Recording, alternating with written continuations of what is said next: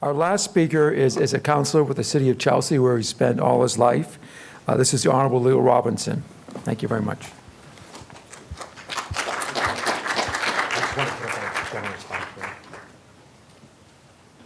Thank you, Paul.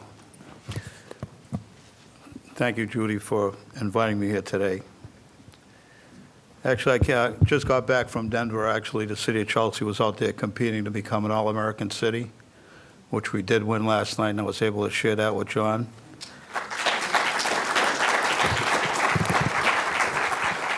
So you could see why we're concerned about the rising sea level.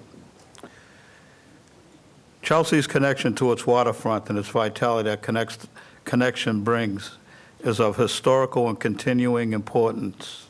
Although the 20th century marine industrial activity limited the waterfront's fullest potential, hopes that a future where commerce and access can peacefully coexist is being threatened today by the potential of sea level rising tomorrow. Chelsea, like many others, is trying to contribute to a healthier planet, but the question is whether those efforts are substantial enough or too late at all. I grew up in a waterfront community, but I didn't know so.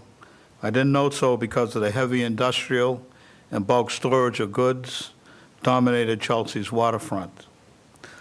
The irony is that the very waterfront that was stolen from me during my youth could become totally engulfed in water should the sea level rise, as some of the models indicate. Chelsea's vitality, in fact, its very existence, was based upon the connection to the water. Chelsea was founded by fur trader Samuel Maverick, who no doubt found our rivers convenient ways to conduct trade.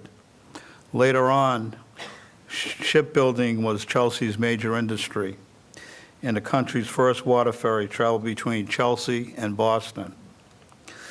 Most recently, the city's waterfront has traditionally been the home to fuel, as much as 75% of the region. Home heating and other fuels, such as jet fuel, have been stored in storage tanks. And as tanks have become older, the needs of the industry have changed. Those tanks have come down, and the city planners and environmental justice advocates have set off to reclaim our waterfront. Unfortunately, even the tanks now, complete water-dependent industry use, like salt storage, continue to dominate the city's waterfront. By the way, I have no problem with marine or industrial uses and consider the company running the salt business to be one of Chelsea's best. My point here is that we don't have as many waterfront connections or benefits as we should currently.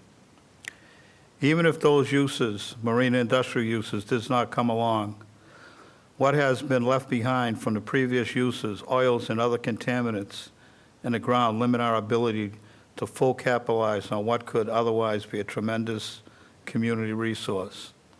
State-designated port zoning also limits redevelopment and use opportunities. In addition, the redevelopment patterns in mature inner cities like Chelsea, which was founded in 1624, have resulted in almost every square foot of property being developed and previous water and wetland resources being filled to create even more land for development. Frankly, we need the waterfront development to bring jobs, to help us balance municipal budgets. Today's Chelsea is among the most densely developed in the state. Industry supporting the region and national economy has been built in places where rivers once flowed. To summarize, almost 400 years of development activities in a simple statement, Chelsea's ability to coexist with its waterfront is being severely tested by projected sea level rise. To amplify that point, the potential flooding of properties and businesses could signal a catastrophe end to the vitality we have known, or that which we are otherwise planning for Chelsea. And with it, the region's energy, winter safety, and food needs could become completely washed away. I'm troubled by what I see in sea level rise maps, just as I've been troubled by other environmental injustice that have befallen our community.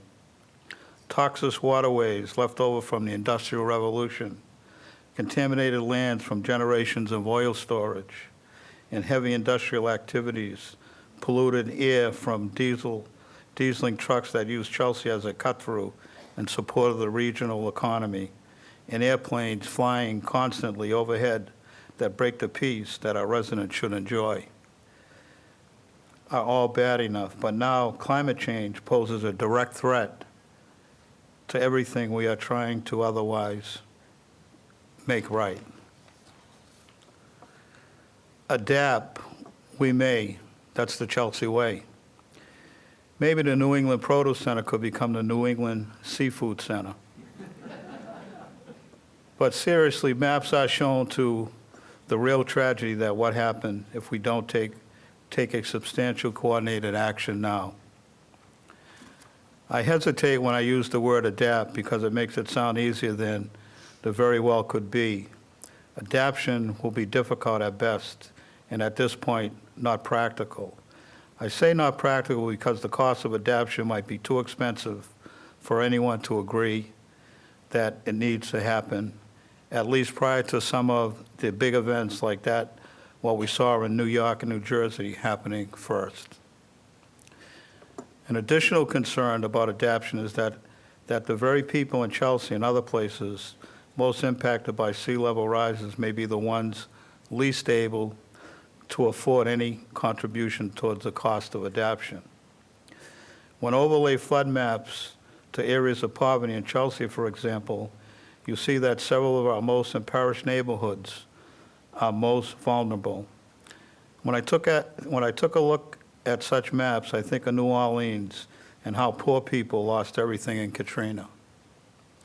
The added problem with sea levels ignoring environmental justice communities is that the impacts of those impoverished neighborhoods will be overburdened, even if not 1 gallon of water ever finds its way to its streets. The cost of insurance will be going up. Bad news for those who are already living paycheck to paycheck.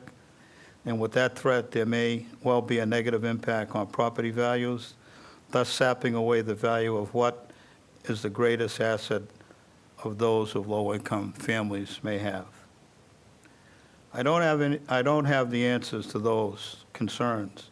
I have raised, instead, I'm left to advocate for policies which, even if fully implemented and successful, may not stop sea level from rising. Nevertheless, here's some of what we are doing. We have leading environmental justice advocates that are accomplishing so much, like securing a clean air grant of $2 million clean air from the EPA to convert diesel reefer storage units to cleaner and more energy efficient systems at the New England Produce Center, the second largest of its kind on the East Coast. We're working off of an energy agenda to reduce our energy use by 20% or more by 2020. That agenda includes LED streetlights. We just converted all of them and helping homeowners and businesses become more greener. We have developing environmental agenda that includes the building of new parks, 9 either just opened or planned, all in a community that was fully built out over 100 years ago. We supported wind and recently did solar projects, including 2 major commercial installations, one of our own on our elementary school, a school, I might add, which is in the 5-foot flood zone shown in these plans. We bought Primus and retrofitted our own DPW vehicles and our contractors' fleets to get cleaner air. And most recently, we entered into an existing partnership with the Patrick administration to booster our trees by planting some 12,000 trees in Chelsea alone over the next couple of years. That works out to equivalent of 2 per household lot in the city. That initiative will address urban heat, hereby reduce energy consumption in Chelsea, saving local ratepayers tens of thousands of dollars annually, while reducing the impact of our planet. But as proud as I am of our record, it's not enough. We need a regional, statewide, national, and global plan, and along with the fact-based assessment, that plan has to call for action steps and how to pay for those steps. For example, I'm fascinated with discussions around the world about the construction of storm surge barriers, and I think the funnel that is Chelsea River could truly benefit from such finding. Billions of dollars to design and construct such barriers is beyond this Chelsea City Council's pay grade. I'm interested in a discussion about returning low-lying potential impacted areas to those as so worthy of my thought, but cost of doing so to all those who have a stake in better preparing and protecting our shorelines is astronomical. Sorry I don't have all the answers, but come up with the questions will cause some of you who are smarter or more visionary or innovative to search and find those answers. And once I couldn't see the waterfront, now I hope all of us will help Chelsea of the world to not be engulfed by it. Thank you.